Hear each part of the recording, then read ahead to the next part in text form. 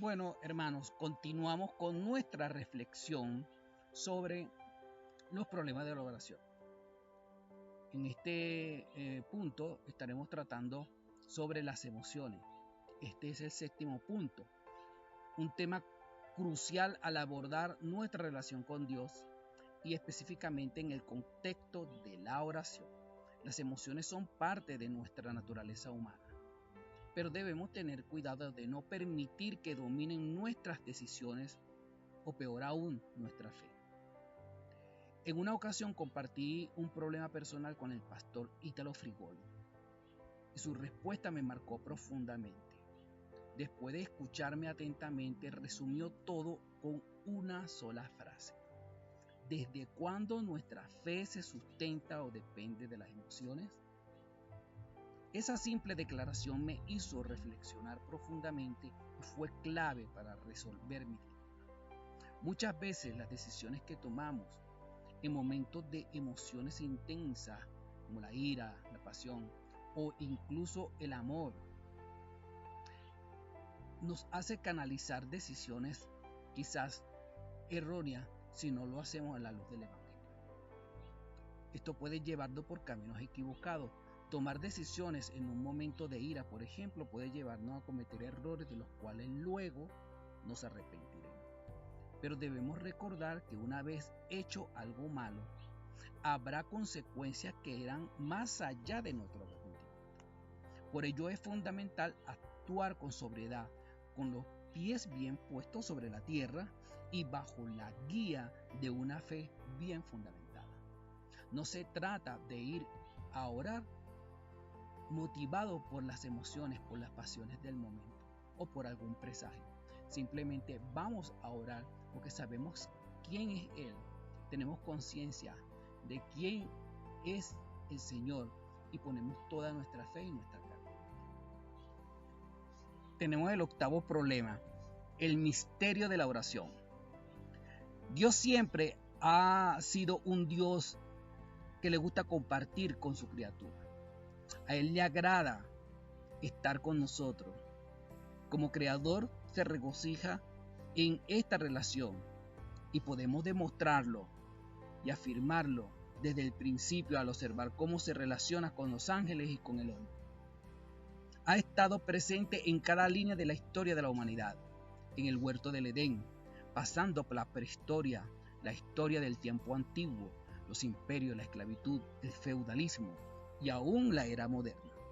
Su inmanencia ha sido constante y su protagonismo.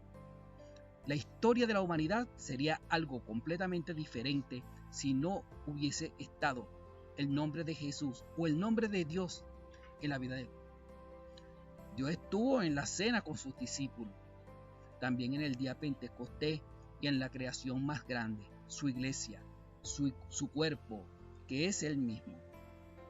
El medio más directo de compartir con nosotros de manera individual es a través de la oración, de la cual se relaciona o con la cual se relaciona personalmente con cada individuo. Le agrada que le pidamos, que acudamos a Él, que lo reconozcamos y confiemos en Él. Aunque Él podría hacer con nuestra vida lo que Él quisiera, prefiere que consultemos a Él para tomar nuestra decisión. Por ejemplo, en el Edén, cuando Adán pecó, Dios sabía lo que había ocurrido, pero aún así le preguntó, ¿dónde estás? ¿Acaso has comido del árbol que te mandé no comiera? Dios no buscaba información nueva, sino transparencia, arrepentimiento y la oportunidad de perdonar al hombre. De manera similar, cuando preguntó a Caín, ¿dónde está tu hermano Abel? No lo hacía porque desconociera la respuesta, sino porque quería entablar una conversación con él. De esta manera entonces podemos ver cómo Dios se relaciona con el hombre continuamente.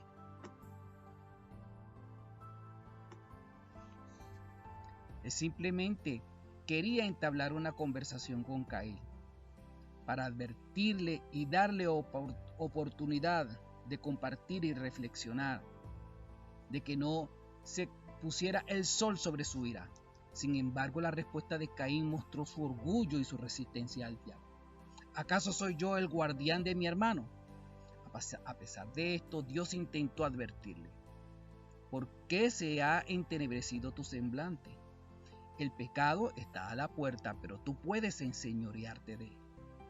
Aquí vemos la importancia que Dios le da a la oración, al hablar con Él, al diálogo con sus criaturas. La oración, aunque un misterio, es el medio por el cual nos conectamos con Él de manera genuina, como dice Romanos 8, 26 y 27. De igual manera, el Espíritu nos ayuda en nuestra debilidad, porque hemos de pedir como conviene. No lo sabemos, pero el Espíritu mismo intercede por nosotros con gemidos indecibles. Y el que escudriña los corazones sabe cuál es la intención del Espíritu, porque conforme a la voluntad de Dios, intercede por los santos.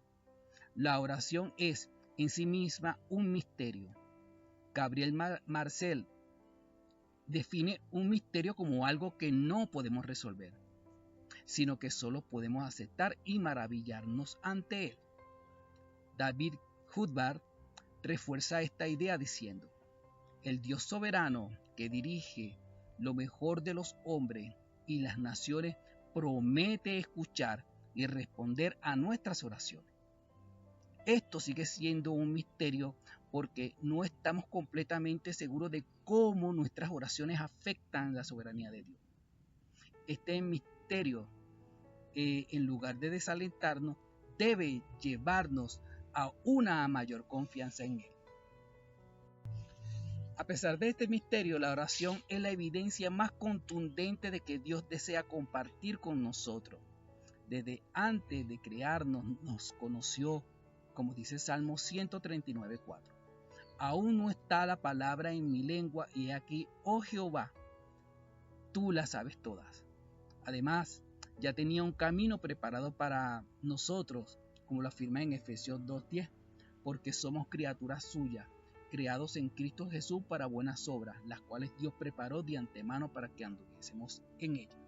Lo extraordinario es que incluso nuestras oraciones, aunque imperfectas, están incluidas en su plan soberano. El Espíritu Santo intercede por nosotros, ayudándonos a orar conforme a la voluntad de Dios.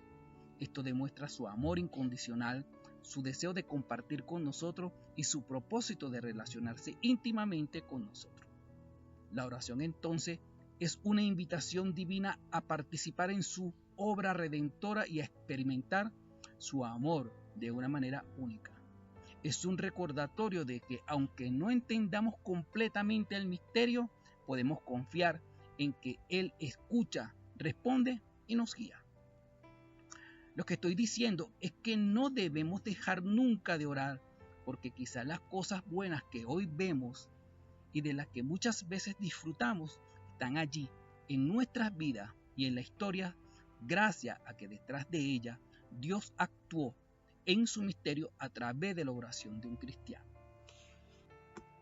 En otras palabras, esa niña o niño que trajiste al mundo, que está cambiándolo todo para ti, también cambiará cosas en nuestra historia por venir.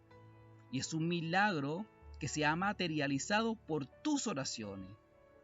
Este trabajo o el trabajo que has conseguido gracias a la paciencia, a la oración que pusiste en Él. La salud que nos ha regalado, la vida, el Evangelio mismo que vino a nuestras vidas. Es un milagro que crea, transforma y seguirá vivo en cada cosa que vemos, puesto que no hay nada que no sea permitido por su misteriosa voluntad que actúa en muchas ocasiones gracias a las rodillas y a la oración de un cristiano.